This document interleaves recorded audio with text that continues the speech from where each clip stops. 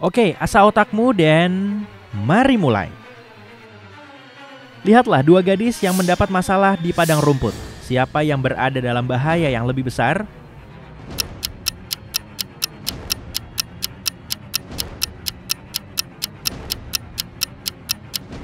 Gadis di sebelah kanan jelas berada dalam masalah yang lebih besar. Ada segerombolan zebra yang berlari ke arahnya. Sedangkan gadis di sebelah kiri tidak terlalu bermasalah. Meskipun seekor gajah besar berlari ke arahnya, dia bisa bersembunyi di balik batu besar ini. Detektif Liam diundang untuk menyelidiki sebuah kasus aneh. James, seorang pria yang boros namun sangat egois, dirampok beberapa hari yang lalu. Kasus ini tampak tidak ada harapan, namun ada petunjuk kecil, sebuah catatan samar yang tertinggal di TKP. S+1, D+1, C+1.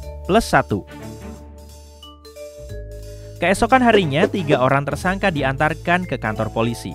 Nama mereka adalah Ted, Sam, dan Don. Begitu detektif melihat nama mereka, jelaslah siapa perampoknya. Dapatkah kamu menebak siapa orangnya?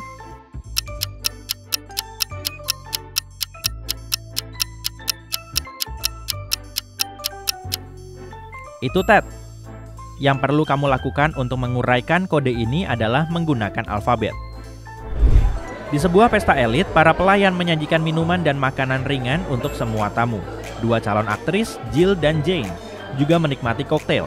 Keesokan harinya, Jane muncul di sebuah audisi sementara Jill berada di rumah sakit dengan dokter yang berjuang untuk hidupnya. Mengapa?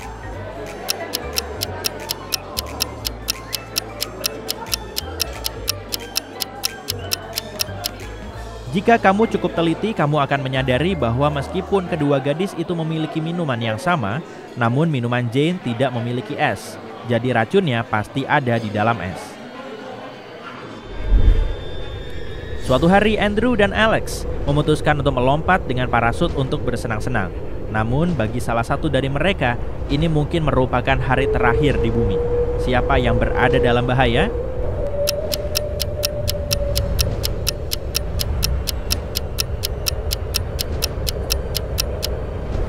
Itu Alex. Lihat, dia tidak punya parasut, hanya ransel. Namun, jika orang-orang menyadarinya, Alex masih bisa diselamatkan.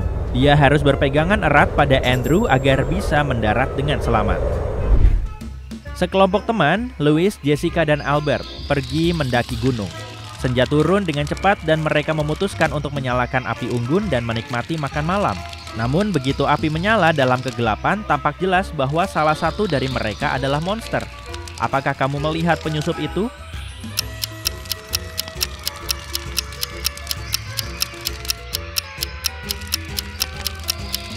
Itu pasti Jessica. Tidak ada manusia yang bisa memiliki mata kucing itu. 3 orang teman, Max, Mark, dan Mick, pergi ke sebuah restoran mewah baru untuk mencoba beberapa hidangan keren yang dimasak oleh seorang koki misterius. Semua orang menyukai makanannya, tapi sayang sekali, keesokan harinya, Max dan Mark meninggal dunia di rumah sakit. Dokter mengatakan bahwa kedua orang itu mengalami keracunan makanan yang parah dan tidak ada yang bisa dilakukan untuk menyelamatkan mereka. Sekarang, lihatlah cuplikan dari restoran tersebut. Mengapa Mick bisa selamat?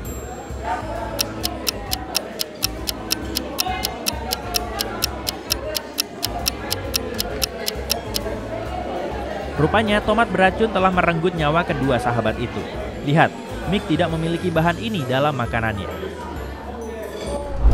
Bayangkan, kamu terbangun di dalam sangkar yang aneh dan melihat 3 pintu di depanmu. Tidak ada sesuatu yang menghebohkan yang menantimu di balik pintu-pintu itu. Tetapi gagang pintunya tidak benar-benar membuatmu yakin. Masalahnya, gagang pintu pertama ditutupi dengan cairan menjijikan, mungkin beracun atau radioaktif. Gagang pintu kedua benar-benar terbakar. Yang ketiga memiliki listrik tegangan super tinggi yang mengalir melaluinya. Mana yang harus kamu pilih?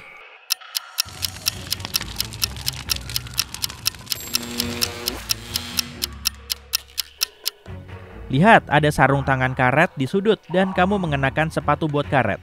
Ini mungkin tidak akan membantu melawan cairan dan api, tapi pasti bisa menyelamatkanmu dari listrik tegangan tinggi. Pilih pintu ketiga. Mari kita uji kemampuan matematikamu. Jangan khawatir, ini mudah sekali. Ketika semua burung hinggap di setiap pohon, ada satu burung yang tidak memiliki pohon untuk hinggap.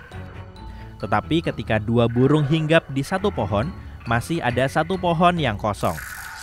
Ada berapa banyak pohon di sana?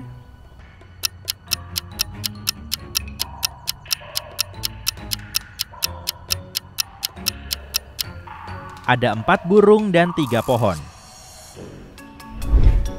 Sekarang detektifku sayang, kita tidak akan menguji ketajaman matamu, tetapi logikamu. Jadi orang miskin memilikinya, orang kaya membutuhkannya. Dan jika kamu memakannya, kamu pasti akan mati. Apa itu?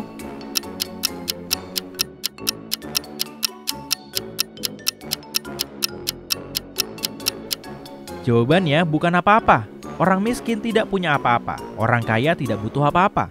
Dan jika kamu tidak makan apa-apa, tidak ada kesempatan untuk bertahan hidup dalam waktu yang lama. Jane dan John Doe adalah pasangan muda yang biasa saja. Suatu hari mereka memutuskan untuk pergi keluar kota dan menghabiskan waktu di alam terbuka. Jadi mereka naik mobil. Ketika mereka sedang mengemudi, tiba-tiba mereka melihat 4 orang menumpang di sebuah pom bensin. Tetapi kebanyakan dari mereka terlihat cukup mencurigakan. Ada seorang pria dengan pakaian compang-camping, seorang wanita yang mengenakan jubah, seorang pria dengan wajah cemberut, dan seorang gadis remaja. Siapa yang harus mereka beri tumpangan?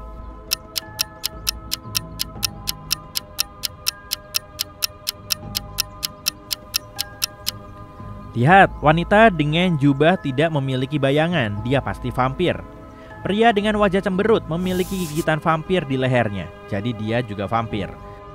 Gadis remaja itu memiliki cakar yang mencurigakan, jadi dia pasti manusia serigala. Dengan demikian, pria dengan pakaian compang-camping adalah satu-satunya yang tampaknya tidak berbahaya. 3 orang teman tertidur di bawah pohon di pedesaan. Ketika mereka sedang beristirahat, seorang pria yang lewat melukis kumis di wajah mereka. Begitu mereka terbangun, mereka mulai tertawa. Namun kemudian tiba-tiba mereka berhenti. Kenapa?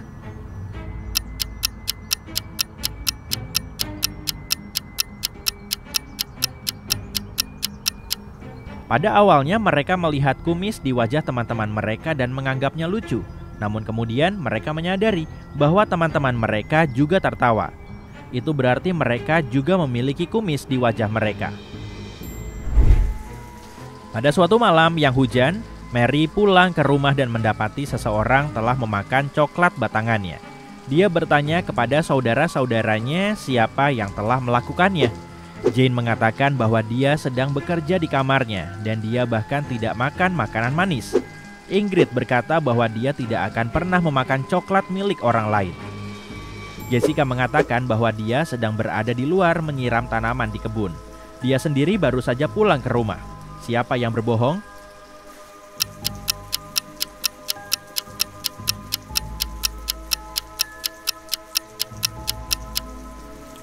Menurutku itu adalah Jessica. Di luar sedang hujan, jadi dia tidak perlu menyiram tanaman. Suatu hari, detektif Bright Brain dipanggil ke bandara, di mana seorang penumpang yang marah menuntut ganti rugi segera atas kopernya yang dicuri. Penumpang yang marah tersebut mengatakan bahwa dia telah membeli tiket pesawat ke kota Chicago. Dia memasukkan koper seberat 7 kg, tetapi ketika dia mendapatkannya kembali, kopernya hanya seringan bulu. Dia mengklaim bahwa di dalam tas tersebut terdapat barang-barang berharga, laptop, cincin, dan jam tangan. Dia membukanya tepat di konter dan ternyata kosong. Ketika pria itu melambaikan tangan dan berteriak ke arah kasir, semua tas terjatuh dari sakunya. Detektif itu mengambilnya dan segera menyadari bahwa penumpang tersebut adalah seorang pembohong. Bagaimana dia bisa menebaknya?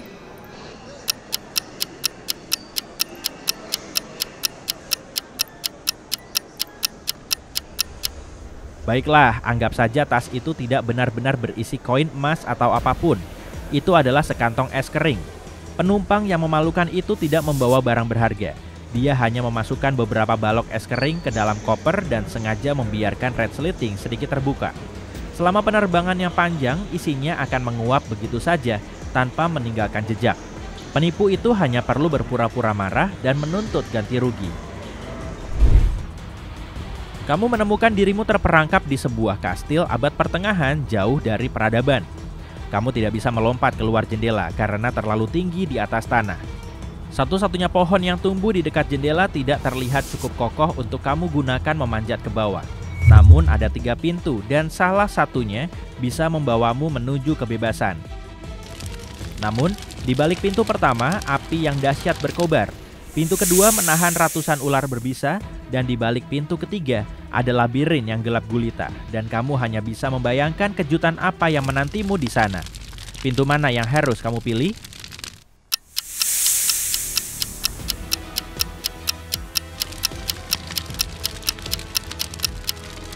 Yang ketiga, kamu hanya perlu mematahkan ranting pohon, mengubahnya menjadi obor dengan menyalakannya di ruangan pertama, dan melewati labirin. Tidak akan gelap lagi. 2 rumah terbakar, salah satunya adalah milik Jack yang miskin. Yang satunya lagi adalah rumah mewah milik James. Api mana yang akan dipadamkan pertama kali oleh polisi?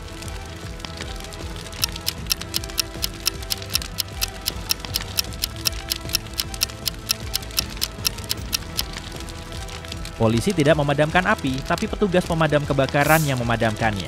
Tolong panggil mereka.